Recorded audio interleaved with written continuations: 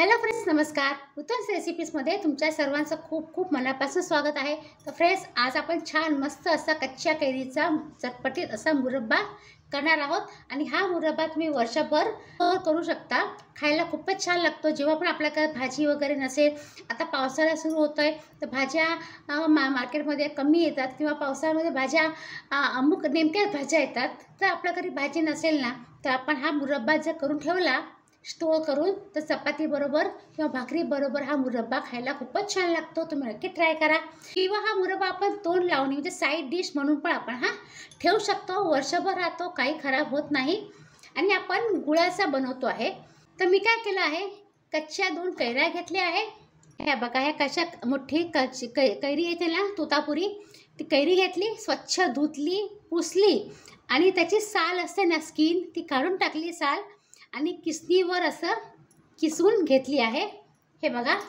तर हा किसना आपण मोजून घ्यायचा. तर मी हा जो कप आहे ना, तो मी हा 1.5 कप हा कैरीचा किस झालेला आहे. 1.5 कप किस आहे. तर आपण तेवढाच हे गूळ आहे, गुळाची पावडर, ते गूळ घ्यायचं आहे. आणि त्याला टेस्ट घेण्यासाठी मी काय केलं आहे, 2 दालचिनी घेतली आहे, 2 वेलची घेतली आहे, 4 मिरी आहे, ब्लॅक पेपर, हे बघा. आणि हे 4 मी लवंग घेतलेलं आहे. आणि आपण ह्याच्यामध्ये राई आणि जिरं ॲड करणार आहोत. तर आता आपण गॅसकडे जाऊया. आता मी गॅसवरती कढई ठेवलेली आहे आणि कढईमध्ये 1 आणि अर्धा म्हणजे 1.5 चमचा, हा जो मोठा चमचा आहे तो 1.5 चमचा मी तेल घेतलेलं आहे. थोडीशी आपण राई ॲड केलेली आहे, मस्टर्ड सीड्स अर्धा चमचा. असं फुटू लागल्या ना की आपण जिरं ॲड करायचं आहे अर्धा चमचा. 1 तमालपत्राला मी 2 पीस केले, ते ॲड केलेलं आहे. आणि हा जो खडा मसाला आहे तो पण मी ॲड केलेला आहे. आता आपण हा जो कच्च्या कैरीचा किस आहे तो आपण ॲड करूया.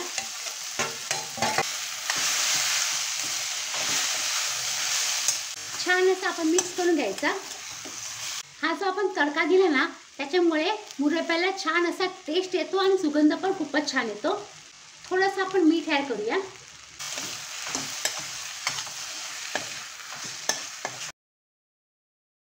आता मी झाकण ठेवते आहे. जे मी कैरी किसली ना, तेच मी झाकण ठेवलेलं आहे.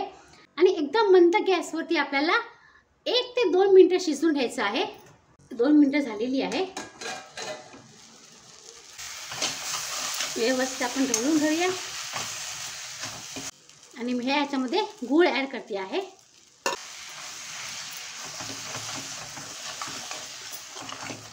जेवढा आपला कैरीचा किस असेल ना, तेवढंच आपण गूळ ॲड करायचं आहे. पण जर तुम्हाला गोड कमी आवडत असेल ना, तर थोडं गूळ कमी ॲड केलं तरी पण चालेल. पण हा मुरब्बा कसा आंबट गोड असतो, तर खायला खूप छान लागतो.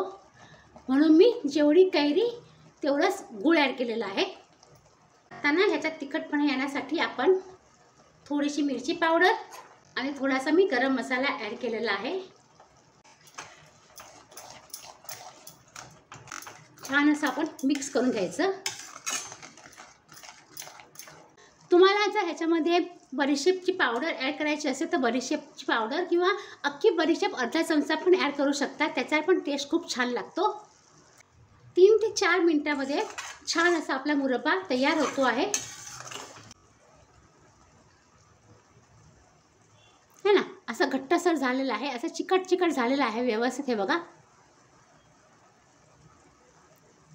ह्याचा अर्थ आपला मुरब्बा छान असा तयार झालेला आहे. आता मी गॅस हा बंद करते आहे. आता ह्याला थंड होऊ द्यायचं आहे. रूम टेम्परेचर आला तरच आपल्याला मग हे काचेच्या बरणीमध्ये भरून ठेवायचं आहे. आणि हा मुरब्बा तुम्ही चपाती बरोबर किंवा भाकरी बरोबर आणि किंवा तुम्ही तुमच्या मुलाला जर ब्रेड आवडत असेल तर ब्रेडवर पण हा मुरब्बा आपण जॅम कसा लावतो तसा जॅमसारखा लावून हा मुरब्बा तुम्ही खाऊ शकता. खूप छान लागतं. तुम्ही नक्की ट्राय करा. तर हा बघा फ्रेंड्स, मस्त चटपटीत असा आंबट गोड तिखट असा आपला कच्च्या कैरीचा मुरब्बा तयार झालेला आहे. तुम्ही नक्की ट्राय करा. खूपच छान लागतं. आणि हा स्टोर करून ठेवला ना छान असा एअरटाईट काचेच्या बरणीमध्ये, तर हा छान असा वर्षभर हा मुरब्बा टिकू शकतो. तर फ्रेंड्स, तुम्हाला ही कच्च्या कैरीच्या मुरब्बाची रेसिपी कशी वाटली नक्की कमेंट करा. आणि जर तुम्हाला रेसिपी आवडली तर प्लीज आपल्या चॅनलला लाईक करा. आणि जर तुम्ही आपल्या चॅनलवरती नवीन असाल आणि अजूनपर्यंत सबस्क्राईब केलं नसेल तर प्लीज नूतन रेसिपीजला सबस्क्राईब करा. सबस्क्राईब करताना बेल आयकन नक्की प्रेस करा. त्याच्याने काय होईल, मी जी पण काही छान छान सुंदर रेसिपी आपल्या चॅनलवर अपलोड करीन त्याचं नोटिफिकेशन तुम्हाला लवकरात लवकर मिळेल आणि हे फ्री आहे. आणि कमेंट पण करा तुम्हाला ही रेसिपी कशी वाटली आणि तुमच्या पण काही छान छान सजेशन्स असतील ना, कमेंट असतील त्या पण तुम्ही कमेंट करू शकता. तर चला फ्रेंड्स, आता आपण पुन्हा भेटूया अशा सुंदर सुंदर छान छान रेसिपीसह. तोपर्यंत बाय बाय. आणि हा व्हिडिओ पूर्ण पाहिल्याबद्दल तुमचा खूप खूप धन्यवाद.